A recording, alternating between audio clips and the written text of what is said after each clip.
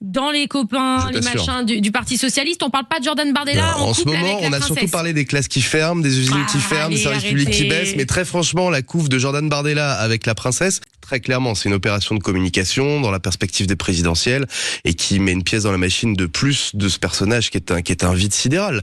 Là, très franchement, on met en avant l'image qu'il veut avoir, mais en termes de propositions, en termes de solutions qu'il a apportées aux problématiques fortes des Français, moi, c'est plutôt ça que j'ai envie d'entendre dans la perspective d'une élection présidentielle, pas une mise en scène avec une princesse sur la couve de Paris Match. Pourquoi dire qu'il est vide? Je vais vous répondre, monsieur Tanguy. Oui, mais parce que moi, je veux bien ce débat-là avec vous, parce que je vous reconnais bien quelque chose, c'est que vous êtes présent à l'Assemblée nationale, vous travaillez vos dossiers, et vous avez, même si vous êtes dans l'opposition, un bilan à votre crédit, en défendant des idées que je rejette, parce que je trouve que c'est pas les bonnes solutions pour la France. Enfin, les 100 milliards de coupes que vous voulez faire, le fait de charger l'immigration qui serait responsable de tous les maux de la société. Je suis pas d'accord avec vous sur le fond, et je pourrais avoir ce débat avec vous. Par contre, sur Jordan Bardella, et vous n'avez pas répondu une seule fois à une remarque que j'ai formulée 2 fois, les Français lui ont confié 2 mandats déjà aujourd'hui, avant de lui confier peut-être le suivant, ce que j'espère pas.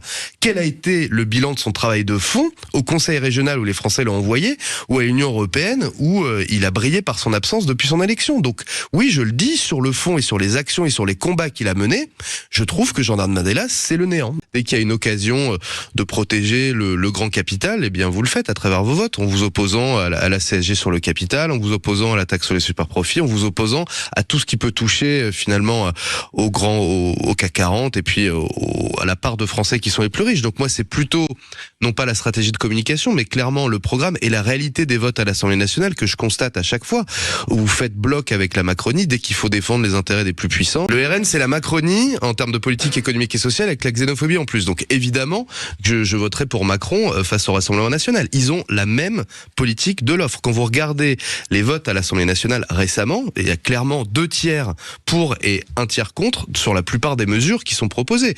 À chaque fois que nous, on propose des mesures pour aider les Françaises et les Français les plus modestes, pour renforcer les services publics en souffrance, pour mettre un petit peu à contribution les 63 milliardaires français qui ont multiplié par 5 leur fortune ces 20 dernières années, à chaque fois, vous avez un bloc de droite et d'extrême droite qui fait bloc pour défendre les intérêts du capital contre les intérêts des travailleuses et des travailleurs. Donc, très clairement, aujourd'hui, la politique économique, si demain le RN passait au pouvoir, ne changerait pas. Ce qui changerait, c'est effectivement le sociétal, le social, la guerre qui ferait aux étrangers.